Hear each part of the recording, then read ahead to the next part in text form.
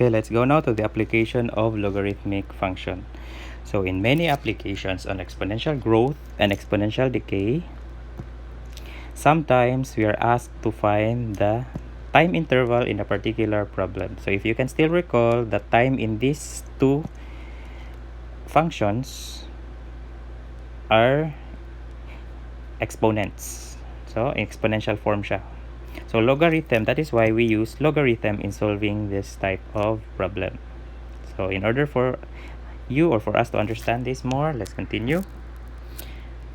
So given this formula where a is the future value, p is the principal or the amount invested, r is the rate, and n as the number of years, the question is how many years will it take for an investment to double, meaning 2p, if the interest rate per annum is 2.5%.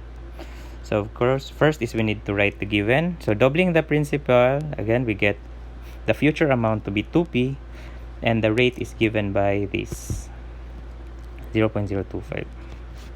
So to solve this one, let's use the formula.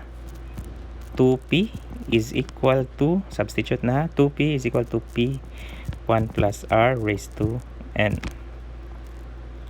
Divide by p, cancel. So we have 2 is equal to 1 plus 0 to 5 n, or this is 1.025 n. So now here we now introduce the logarithm in the solution. So get the logarithm in both sides,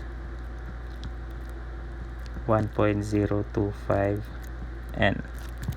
So what law must be used? Since n is an exponent, we can use what? Use what?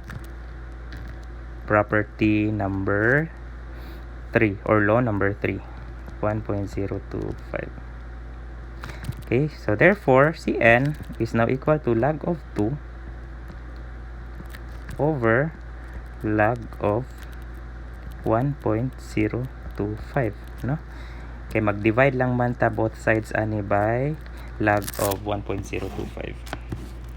So using your calculator, we have 28.07 years.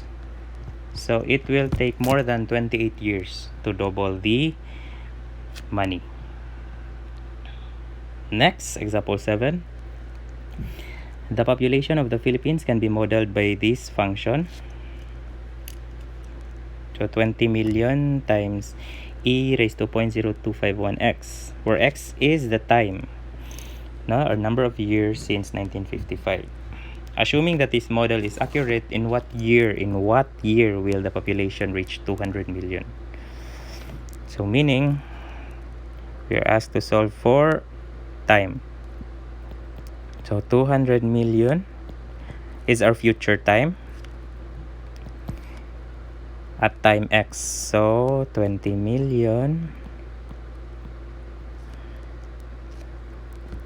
and e raised to 0.0251x. So divide both sides by 20 million.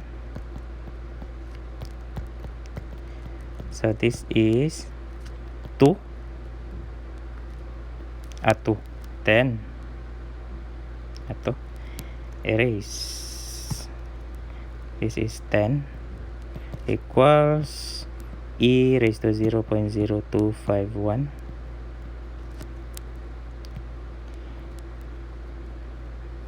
e raised to 0.0251x. So this time, since this is e, so we will use the natural logarithm. ln 10 is equal to ln e 0.0251x. Apply law number 3.